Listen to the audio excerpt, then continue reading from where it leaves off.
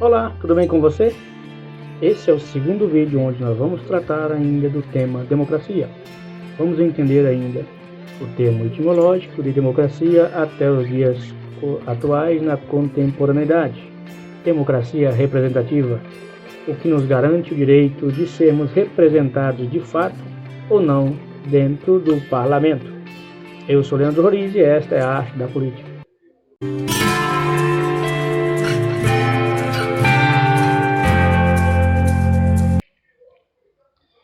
Bem, meus amigos, sejam todos bem-vindos a mais um Bate-Papo Cabeça. Eu sou Leandro Roriz e esta é a Arte da Política. Dando continuidade ao nosso último vídeo, nosso último trabalho realizado, ainda tratando da democracia e suas singularidades, a democracia representativa, é o modelo que nós temos hoje no país. Fazendo uma breve síntese do conteúdo já estudado, nós falamos aqui da origem etimológica do termo democracia, democratia, demos mais kratos igual democratia, governo do povo ou poder do povo. Essa ideia originária nasceu em Atenas no século V a.C. Essa ideia parte do princípio da isegoria e isonomia. A isegoria ela representa o direito de todos na participação da Assembleia, e a isonomia utilizada ainda no direito nos dias atuais como a igualdade de todos são iguais perante a lei. Então temos aí um conceito originário de igualdade e de democracia nos termos atenienses, originário no século V. Então, uma vez dito isso, surge também paralelamente à democracia ateniense o termo república, surgido ainda em Roma por volta do século VI a.C. Então, a república na sua terminologia quer dizer negócio comum, negócio público, coisa comum. E contrariamente aos regimes vão se aparecer na extinção finalzinho do século I, ainda antes de Cristo, vai surgir ali a Idade Média Baixa, onde predominaria o regime autoritarista, monarquista, né? Então, grandes impérios, grandes reinos. Contrário a isso, a República Romana era contrária à ideia de um rei e sim de um cônsul. Cônsul, digamos assim, seria o que nós temos hoje equivalente ao poder executivo. E aí seria assessorado pelo Senado, que ainda posteriormente teria direito à voz, digamos assim, a Assembleia do Cidadão Comum, reunida pelos plebeus, os pobres cidadãos romanos.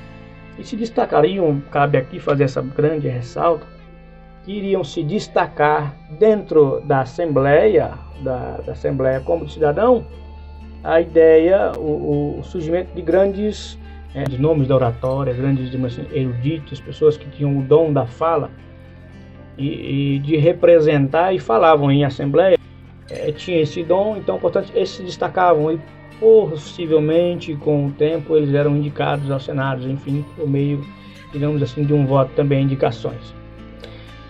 Bom, então vamos lá. No finalzinho do século I a.C. vem esse eclipse onde os termos democracia e república ficam afastados, vai predominar no cenário político, digamos assim, as grandes monarquias, grandes impérios, e aí o conceito novamente de participação, a ideia de participação representativa ou de república, digamos assim, esse conceito democrático, digamos, ele vai surgir entre o século XV e o século XVI, em cidades e estados que seriam, digamos assim, livres do controle de grandes impérios ou grandes reinados. E ali cabe ressaltar ainda, na Itália, digamos, período renascentista, digamos, cidades e estados que se destacavam, como Florença, Veneza. E aí o termo república, de fato, vai ter o seu apogeu, vai ter o seu auge, ainda no século XVIII, na insurgência contra o absolutismo monárquico. E na constituição digamos assim, das mais tradicionais democracias que nós temos hoje, como a francesa e a estadunidense. Então surge na Grã-Bretanha,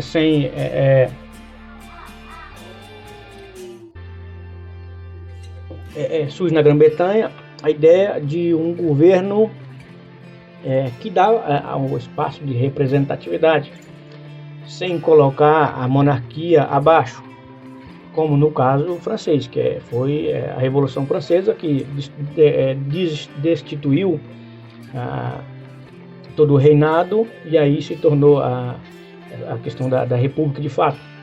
Aí tem o combate, e essa é uma ideia boa de conversarmos aqui, não é tema, não é integral o tema da nossa aula hoje, do nosso bate-papo de hoje, mas surge ainda nesse contexto da Revolução Francesa, na queda debaixo da Bastilha, dois grandes, digamos assim, polos antagônicos que debatiam entre si nessa discussão de como se daria a formação do Estado Nacional, da democracia, da representatividade no parlamento, digamos, girondinos e jacobinos, a esquerda e a direita.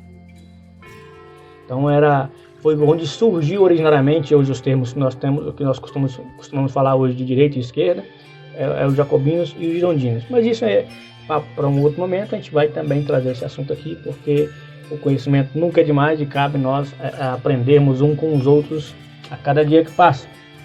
Então deixamos essa ideia, mas foi bom trazer, relembrar mais essa parte da história. Então surge a ideia também de uma aristocracia e burguesia ascendente. Ou seja, então ficaria, como na Grã-Bretanha, um exemplo que eu trago para vocês, aristocracia. Ou seja, um governo da coroa, com a Câmara dos Lordes, e a Assembleia, a Câmara dos Comuns.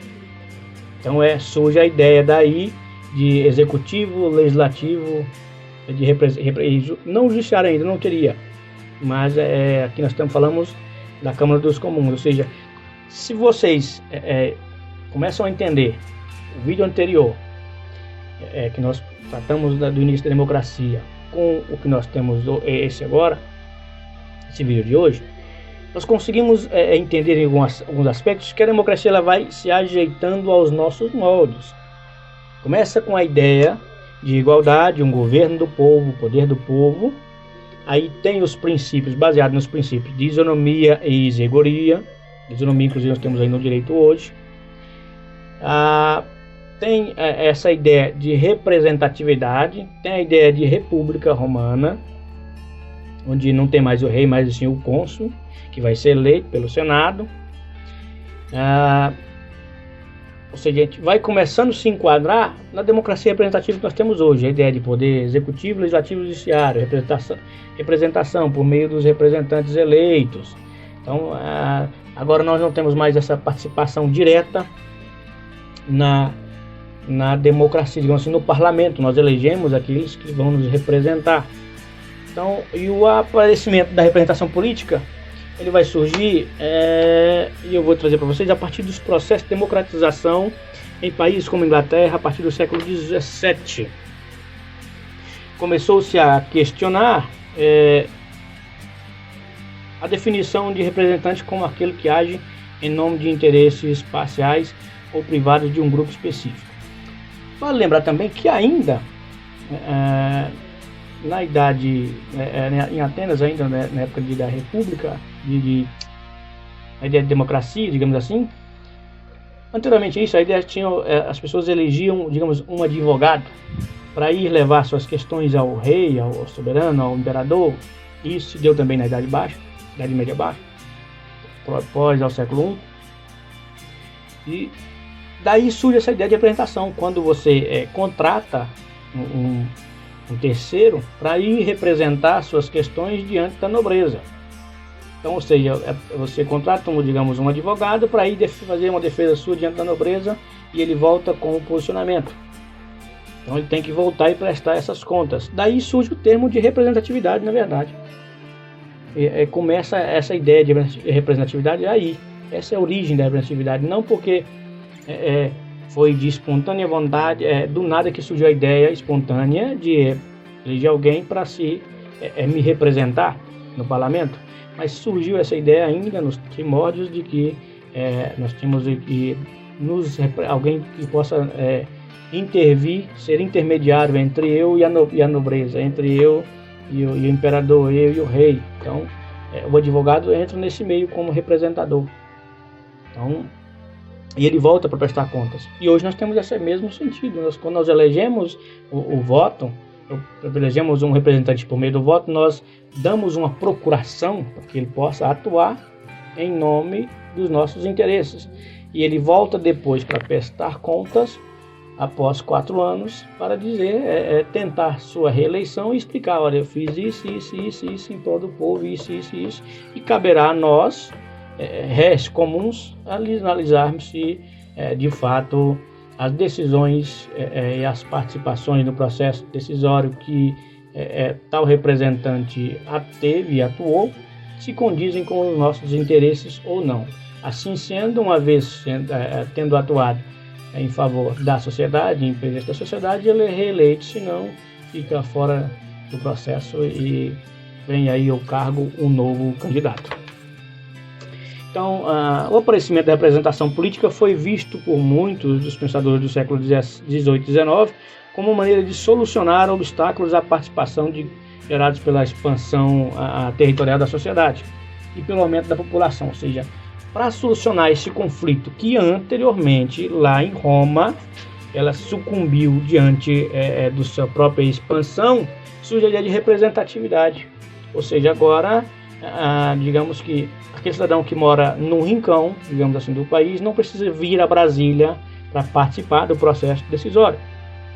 Agora, com a representação, ele consegue votar em alguém, digamos assim, no advogado representante local, que possa fazer e ter essa dedicação do processo para se participar integralmente do processo decisório. Ou seja, não há mais necessidade do deslocamento do cidadão comum até Brasília. Agora, ele elege isso, eu estou usando o Brasília e o país como referência para nós possamos entender de maneira clara como se dava o processo. Então, tem um representante que vem agora atuar no meio político integralmente, coisa que não era mais possível, digamos, com a expansão da polis. Porque, notem, para que possa o cidadão ateniense participar do processo, participação do parlamento, digamos assim, na Assembleia, teria que ter um tempo, a dedicação para isso. Eles até tinham, porque, como eu falei anteriormente, ainda no período ateniense, no século V, tinha-se em Atenas um escravagismo exacerbado. Então, o escravo ia produzir, ia trabalhar, ia se dedicar às coisas do dia a dia comum do cidadão, e ele se dedicaria simplesmente às coisas do parlamento. Então, hoje, e com a expansão da polis, ficou difícil, porque tratava-se as coisas simplesmente na polis, na cidade. E lá em Roma, a expansão foi crescendo tão grande, ampliando o seu território, o seu poder, que foi digamos assim, inchando, né, inflamando. Então ficou difícil para que os cidadãos comuns pudessem participar também do processo. E aí surge a ideia de representação, que agora você vai ter o agente político, vai ter o representante que vai se dedicar unicamente para o processo decisório, e você, cidadão, poderá cuidar das suas próprias coisas comuns. Então, ainda contando aqui uma breve leitura do nosso livro base para esse trabalho. Ao longo do século XIX, a ascensão política dos parlamentos tornou-se incontornável. Como resultado, as antigas monarquias absolutistas do antigo regime transformaram-se em monarquias parlamentaristas, como na Inglaterra, ou em repúblicas presidencialistas ou parlamentaristas, como na França, cujo processo revolucionário destruiu as instituições monárquicas, fazendo até mesmo que a liderança máxima do governo, o poder executivo, passasse a ser escolhido por meio de eleições populares. Então, ou seja, na França nós já temos a ideia de que seria eleito o chefe do poder executivo por meio do voto do sufrágio universal, que é o que nós temos hoje.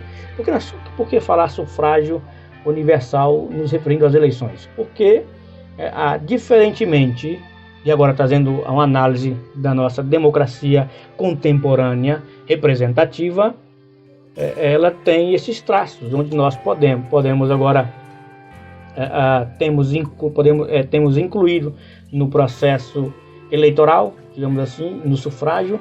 Sufrágio porque abrange todo adulto, todo cidadão, homem, mulher, acima dos 18 anos, até a idade de 65 anos, ou seja, o voto agora ele abrange todo o universo político, digamos assim, do território nacional.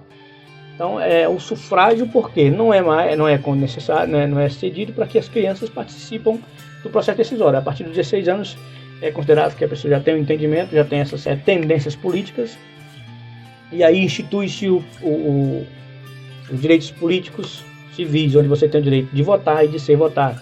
Então surge o sufrágio universal. E como vimos no decorrer dos nossos bate-papos anteriores a esse, a democracia ela vem se ajustando de acordo com com o nosso status, de acordo com as mudanças que sofre também a sociedade. E vimos assim que o que nos garante que o representante vai atuar de acordo com os nossos interesses. Foi a pergunta que eu fiz ainda lá no início do primeiro vídeo. O que nos garante é justamente o processo eleitoral, onde nós, através do voto, passamos uma procuração para que o representante atue de acordo com os nossos interesses.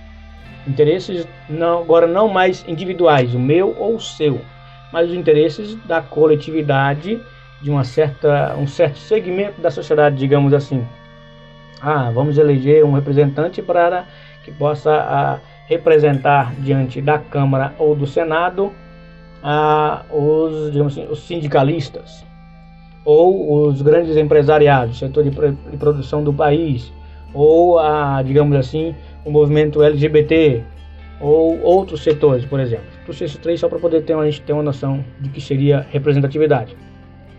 Então, o que vai nos garantir que esses eleitos estarão falando de acordo com os nossos interesses é a atuação deles que se dá em nosso país através das mídias que nos consegue, as mídias e os meios de comunicação. Nós temos hoje, inclusive, a internet é uma boa aliada para isso. É acompanharmos as atuações desses atores. E aí, com o terminar do mandato, após os 4 anos, eles têm que voltar até nós, res comuns, cidadãos, eleitores, e prestar contas dos serviços prestados. Então aí cabe a nós analisarmos se vamos ceder uma nova procuração ou não, e assim se dá o processo decisório eleitoral. Então nós vimos que a democracia, falar de democracia hoje, tratar do termo democracia, inclusive existe muitos trabalhos, grandes autores se debruçados sobre essa questão, sobre o estudo da democracia, justamente por isso, porque ela tem todas as suas ambiguidades. Ela é de forma amálgama, ela vem sendo transformada no decorrer do tempo, de acordo com as transformações que também decorrem da sociedade. Ela vai se adequando aos nossos moldes, digamos assim, com o passar do tempo. E hoje nós temos o termo de democracia representativa, coisa que jamais seria pensado no século V com os atenienses. Bem, meus caros, espero que vocês tenham gostado do nosso papo. Se você tem uma crítica, sugestão, pode mandar para nós. Tenho aí no perfil aqui na nossa página, tenho meus dados, tenho o nosso WhatsApp. Fiquem à vontade, a casa de vocês. Estou aqui simplesmente para dividir com vocês um pouco do conhecimento que eu tenho. Não sou dono da verdade e muito menos dono da razão. A minha ideia aqui é dividir com vocês um pouco que eu sei. Se você sabe algo mais que eu, quiser compartilhar o seu conhecimento, fique à vontade. Nos mande um e-mail, nos mande uma mensagem, fique à vontade, estamos aqui de braços abertos para receber vocês. Gostou? Curte, comenta, compartilha, me ajude a alcançar mais pessoas, para que o nosso papo chegue e alcance mais pessoas e que pessoas venham ter esse entendimento. A minha ideia aqui é trabalhar essa conscientização política, na ideia de entender como se dá o processo decisório. Eu quero que as pessoas tenham a consciência de como se dá, como se acontece, despertar o interesse em participar do processo de decisão, do processo político. Não, então você quer que todo mundo vire candidato? Não necessariamente, mas que você se atente aos fatos, se atente aos dados, acompanhe através das transmissões da Câmara Municipal de Vereadores, a TV Câmara, a TV Senado.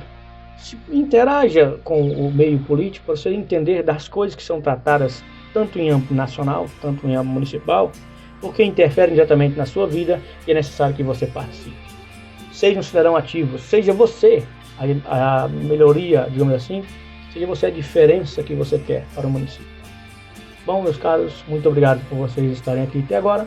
Fiquem com Deus, um forte abraço. Eu sou Leandro Roriz e esta é a Arte da Política.